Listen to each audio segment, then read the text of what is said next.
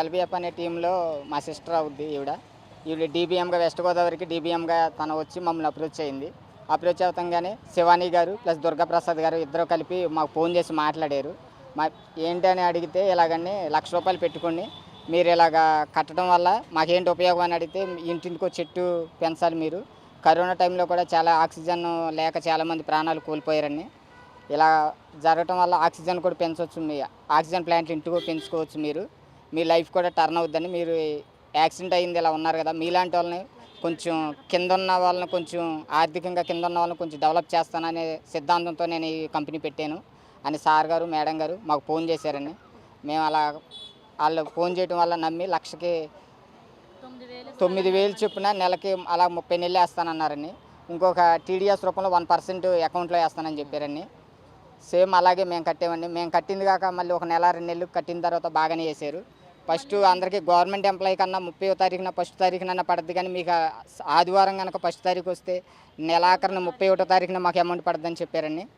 అలాగే 2-3 నెలలు ఒక 4 నెలల వరకు వేశారు. తర్వాత వేరే వాళ్ళతో కూడా కట్టించండి, మీలాంటి వాళ్ళే మా సంస్థలో ఇలా కడుతున్నారంటే మిమ్మల్ని చూసి ఇంకా ఎక్కువ కట్టాలి, మన కంపెనీ కూడా ఇంకా చాలా రియల్ ఎస్టేట్ కానీ మార్కెటింగ్ కానీ ఇటువంటి వాటిలో చాలా మీ బీటెక్ చదివిన వాళ్ళకి ఇటువంటి వాళ్ళకి చాలామందికి జాబ్ వేపిస్తానన్నారని. కేవలం అది నమ్మేసి నేను కూడా దగ్గర 15 లక్షలు కట్టించాను సార్.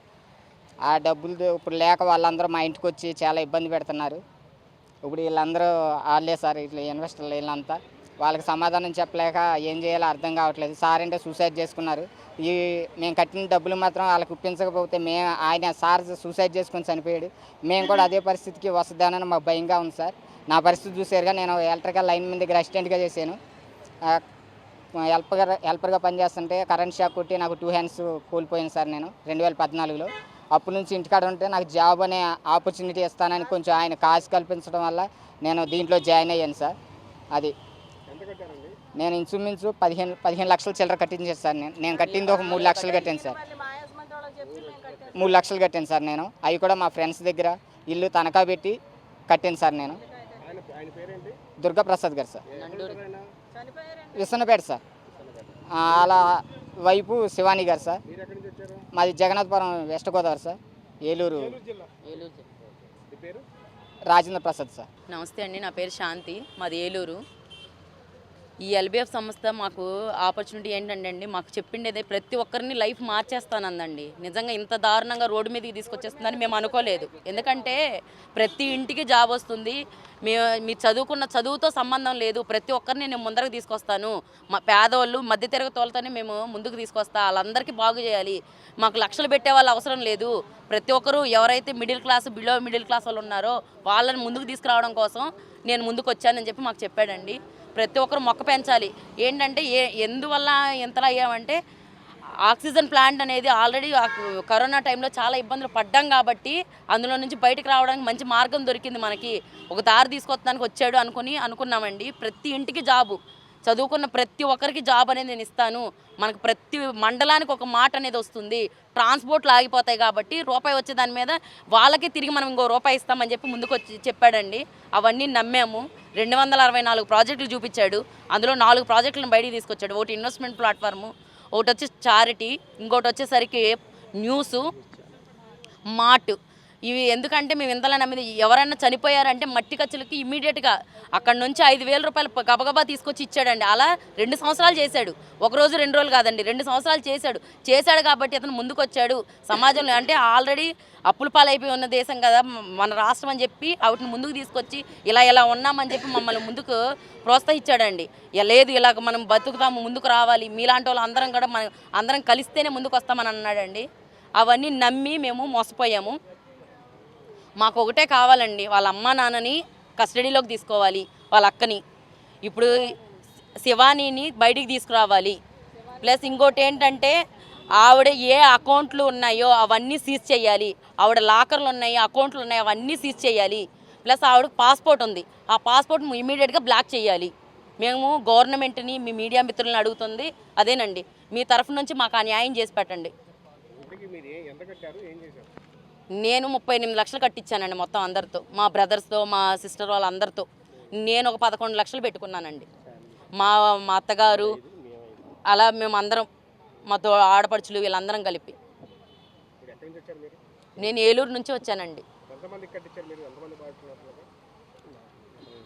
21 ఉన్నారండి. నేను కట్టించిన వాళ్ళు ఒక 21 మంది ఉన్నారు. ఓవరాల్గా 2021 మంది పైన ఉన్నారండి బాధ్యులు. District manager sir. Life Is Beautiful Advisory service అండి కంపెనీ పేరు. మార్ట్ వచ్చేసరికి శ్రీ దుర్గా శివాని ప్రైవేట్ లిమిటెడ్ అని మార్ట్ని తీసుకొచ్చాడండి. ఎల్బిఎఫ్ మార్ట్. ఆవిడ్ని వాళ్ళ అమ్మా నాన్నని కస్టడీలోకి తీసుకుని, వాళ్ళ అక్కని కస్టడీలోకి తీసుకుని శివానీని బయటికి తీసుకురావాలి. ఆవిడ దగ్గర నుంచి మా డబ్బులు ఏవైతే ఉన్నాయో అవి మాకు కావాలండి. మేము కట్టించిన అమౌంట్ అంతా కూడా మాకు రికవరీ కావాలి. మేము బ్యాంక్ అకౌంట్ ద్వారానే కట్టామండి ప్రతిదీ కూడా. మేము క్యాష్ అయితే ఎవరికి ఇవ్వలేదు. విత్ అకౌంట్ ప్రూఫ్కే కొట్టాము. Life Is Beautiful Advisory Service అన్న కంపెనీ పేరు మీద ఇచ్చిన ఆ అకౌంట్కే కొట్టాము. బాండ్లు కూడా ఉన్నాయి, పెట్టామండి. ఆల్రెడీ ఫస్ట్ కేసు తీసుకోలేదండి. విసన్నపేట వెళ్ళాము. ఈవిడ కార్యక్రమం అయిపోయినాక ఇన్సూరెన్స్ డబ్బులు వస్తే మీకు ఏదో ఒకటి న్యాయం చేస్తానని చెప్పింది అనేసి వెయిట్ చేశామండి. ఇన్సూరెన్స్ డబ్బులు వస్తే ఆవిడ దగ్గర నా దగ్గర లేవు, భర్తనే నేను కోల్పోయాను అందనేసి సరే వెయిట్ చేసాం. తర్వాత ఇన్సూరెన్స్ డబ్బుల కోసం అని చెప్పి ఒకసారి వెళ్ళి మాట్లాడదామని విసన్నపేట వెళ్ళాం. అక్కడ ఆఫీస్ లేదు. ఆఫీస్ లేదేంటి, ఎక్కడికి వెళ్ళిపోయింది అనేసి అడిగితే వాళ్ళ అమ్మోళ్ళ ఇంటికాడ ఉంటుందని చెప్పారు. అక్కడ నుంచి వాళ్ళ అమ్మోళ్ళ ఇంటికి వెళ్ళామండి.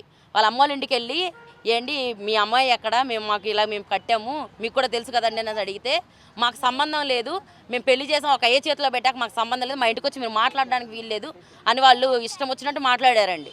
సరే వీళ్ళు ఇలా మాట్లాడుతున్నా మీ అమ్మాయి ఏదంటే మా అమ్మాయి 22వ తారీఖు నుంచి కనపట్లేదు మాకు అని అన్నాడండి. అందుకని మేము విసన్నపేట పోలీస్ స్టేషన్కి వెళ్ళి పోలీసు వాళ్ళకి చెప్పామండి.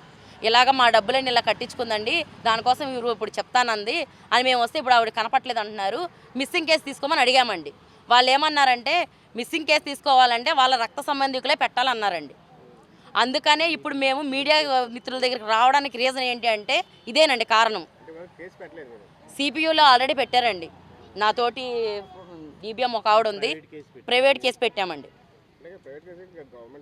గవర్నమెంట్ తరఫున సిపిఐ పేరేమంటారు సిపిఐ కంప్లైంట్ చేసామండి. నా పేరు దుర్గా ప్రసాద్ అండి.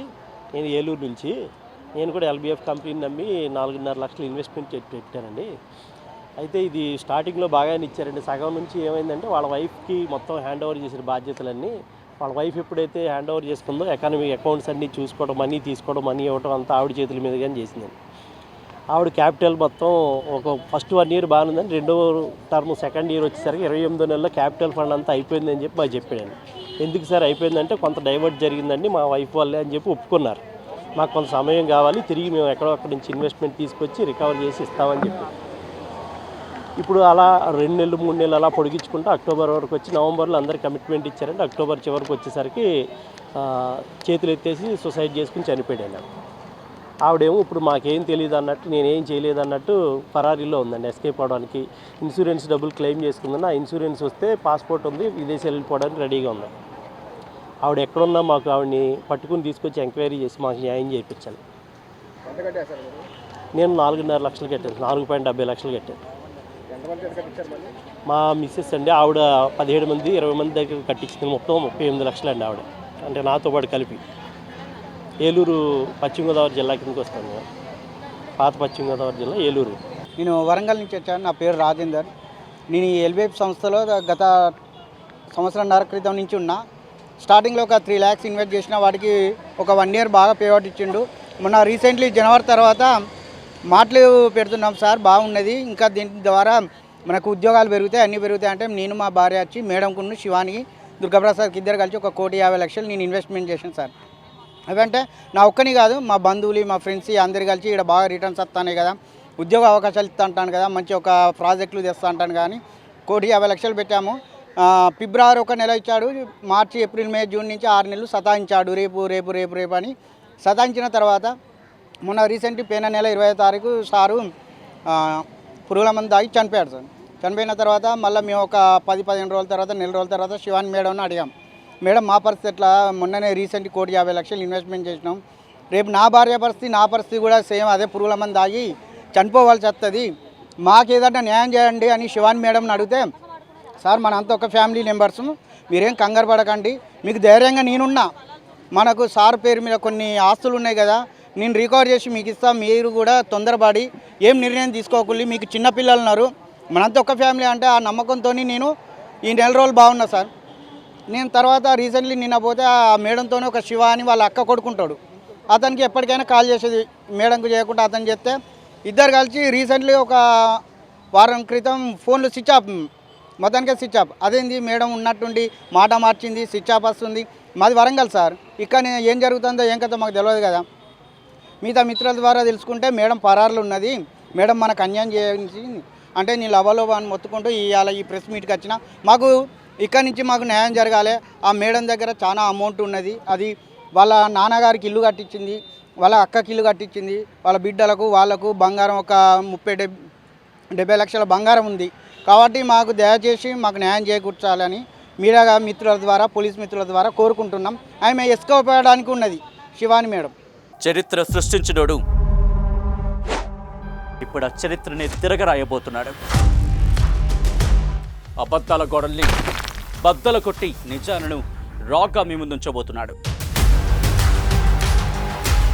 నిజమైన వార్తల కోసం వెంటనే డౌన్లోడ్ చేసుకోండి రా యాప్ని.